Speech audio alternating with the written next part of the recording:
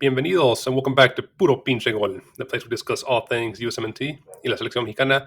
My name is Adrian. Joining me once again, my co-host Los Tocayos, Adrian. Adrian, what's good, man? Hey, what's up, dude?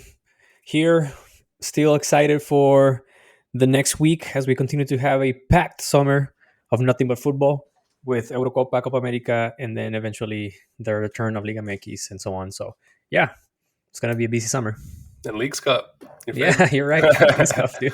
Yeah. Man, this is going to be our Group C preview for Copa America. If you guys haven't checked out our Group A and Group B previews, make sure to check them out. But yeah, Group C, the USMNT's group.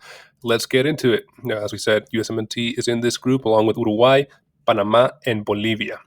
USMNT, to kind of highlight them here, head coach, greggberhalter, Triple G here, as much as a lot of us don't like that, still head coach. Last time they were champions, they were never been champions of Copa America. They have 2 fourth place in 1995 and 2016. And I think they have a lot of players that can be X factors for sure. I want to say Gioreyna is a player to watch. If he can get going, he could be a very big factor in the midfield. Christian Pulisic as well, if he can, grab some goals, get some assists. In the back, Chris Richards, he's a young center back in the Premier League. It's going to be up to him. And if he decides to start Tim Ream along him, how can they work together to close down attacking chances by the opposition? Tyler Adams, another player to watch. He's a guy coming back from injury. And, can he boss them midfield as we know and seen him do in the previous? And if he can't, can Johnny Cardoso be another one that, bosses that midfield there? And Florian Balogun, man, in a time where Triple G has pretty much found his midfield, for the most part found his defense, the big question, striker remains. And can he or Pepi or Wright or Sargent be a standout in this tournament and finally kind of help solve that striker issue that does not really thrive in a Triple G system. But heading to the tournament, I think they're either 4th or 5th, depending on which sports book you look at in the favorites. They are definitely on the harder side of the bracket.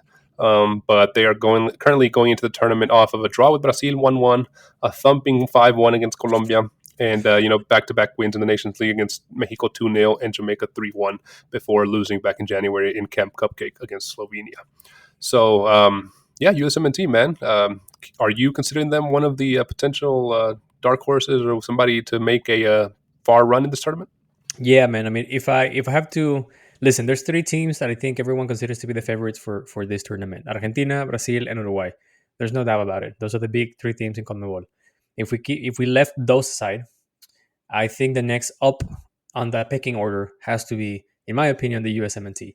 Not only due to the sheer talent of the roster, but also the fact that they are playing at home should give them a benefit. Even though we know that they normally don't play at with a local advantage, because of all the mix of cultures that this country is. And yeah, it's just based on that specific thing, man. I seriously think the USMNT has the advantage over the likes of Ecuador. Same thing with Mexico.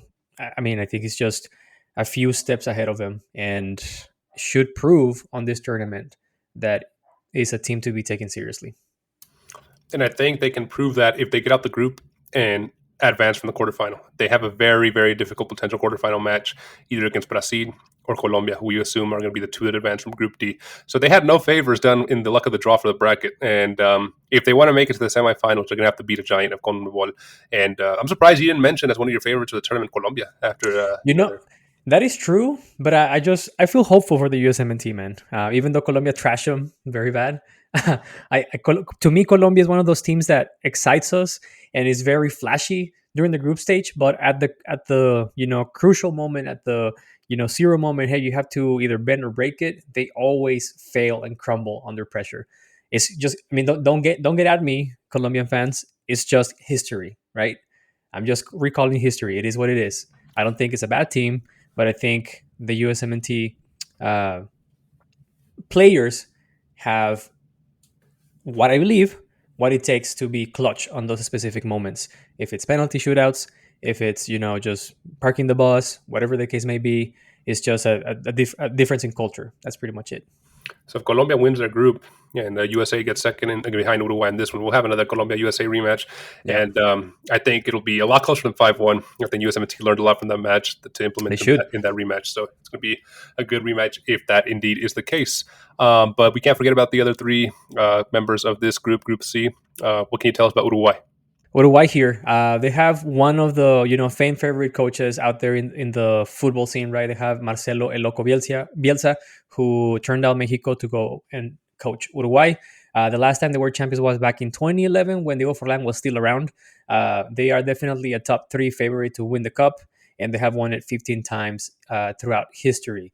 They definitely have a stacked team, and I say stacked because I don't think here's my thing is they're definitely star studded, but they are not Argentina or Brazil, right? They don't have like superstar level player on every single line of the pitch, right? They have a few stars as a columna vertebral, but they aren't necessarily plagued with all these superstars throughout the entire team, like those two other sides that I mentioned. But a few to follow, of course: Federico Valverde from Real Madrid, Darwin Nunez from Liverpool, Ugarte from PSG, which I think is a sleeper. We all talk about Premier League and La Liga, but his history on how he has gone up to a stardom level, it's quite interesting. And Ugarte is a very, very, very strong player. You should follow him. And lastly, I want to mention too Nicolas de la Cruz, who plays in Brazil, and he is the playmaker for this side of Uruguay. And then Facundo Peleste, who had a great season with Girona. It's on loan from Manchester City. So these are two names that I think are even more sleepers than Ugarte, just because they're not necessarily on very flashy teams at the moment, but they conduct the offensive of Uruguay through their boots. So two players to watch on that end. Um, what's their form heading into Copa America? To me, it's kind of like a bag of mixed signals. And why do I say this? If you look at the last five matches, right, they destroyed Mexico 4-0.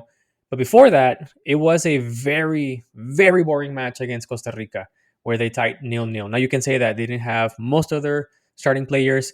Yes, totally agree. But they didn't have it with Mexico at the same time. So how come they destroyed Mexico, but they were super tamed and easygoing against Costa Rica? It just doesn't make sense to me.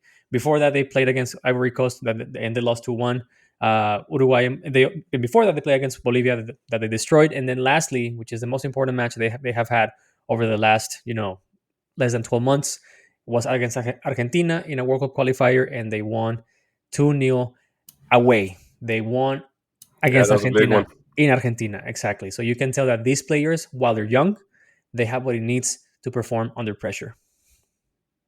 And good segue to another team, Panama, who hasn't been able to perform when it came to pressure. They, like Jamaica, like we discussed in Group B, they have improved a lot in CONCACAF, and but have yet to make that huge statement defining, win. Right? They've gotten close. They got to a couple finals in Gold Cup. They've gotten to semifinals of Nations League, but they just haven't been able when there's gold on the line, when there's a title on the line, haven't been able to either beat Mexico or beat the United States.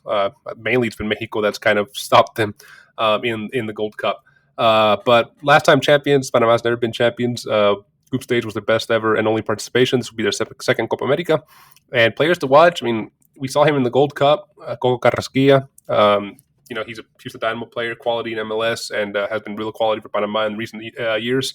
And so if he's on, Panama has a chance. But, if he's neutralized, I think this is going to be a quick downfall for Panama. Yeah. Yeah. What is the record heading into the tournament? Paraguay just beat Panama 1-0 today. 25th minute goal from Paraguay.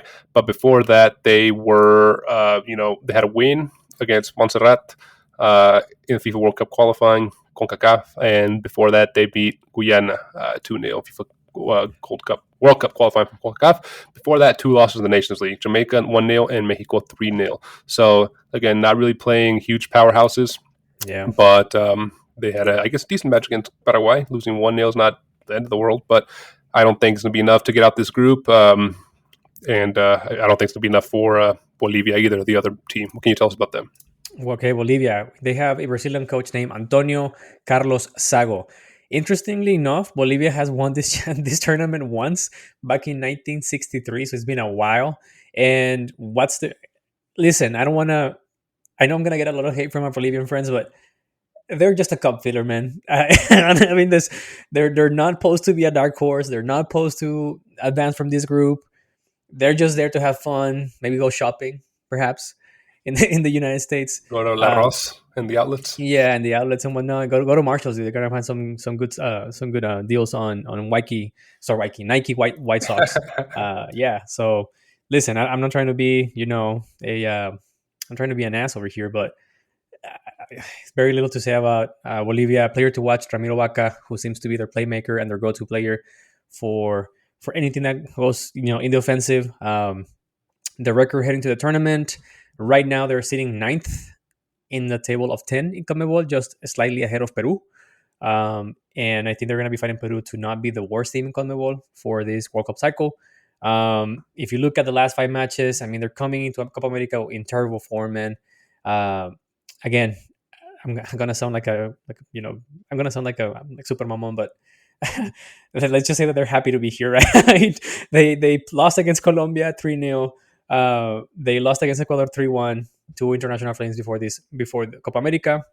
Before that, they play against Andorra 1-0 on something called FIFA series. I don't know what that is. They lost 3-2 against Algeria back in March, and then another FIFA World Cup qualifier against Uruguay. They got destroyed 3-0 in Uruguay. So yeah, I mean, again, I'm not an expert in Bolivian football, but I know historically it hasn't been the best. It's been a while since I had real talent on their team. And listen, I'm not trying to be mean about this. It's just I'm just following stats, and I just think this is it's a filler team. Yeah. Bolivia has not shown the best of performances Yeah. in recent years or ever.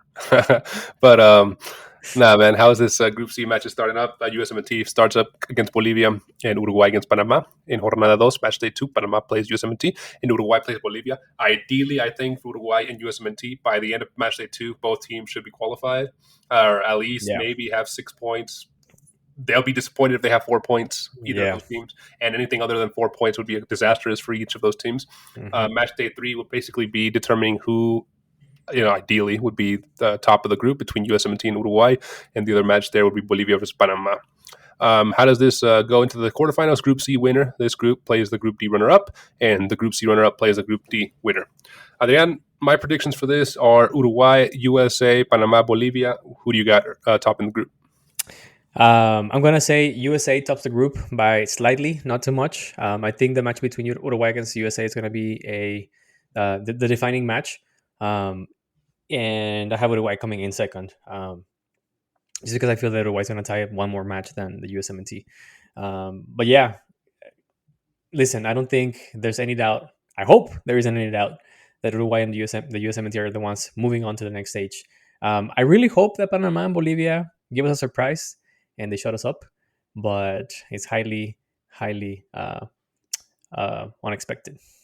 Yeah, highly unlikely. But yeah, this has been Group C preview. Adrian, man, as we wrap up this episode, bro, where can listeners find us? They can also find us on YouTube. Don't forget to subscribe, hit the like button, and turn on the notifications. You can also find us on Apple Podcasts, Spotify, or wherever you get your podcast on. Last but not least, you can also find us on Instagram and TikTok. We post memes, short of our videos, and also the latest news.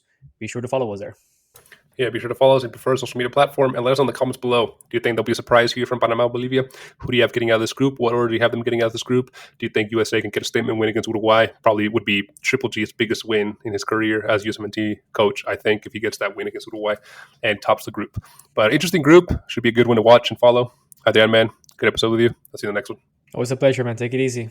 Sorry, Bolivian brother.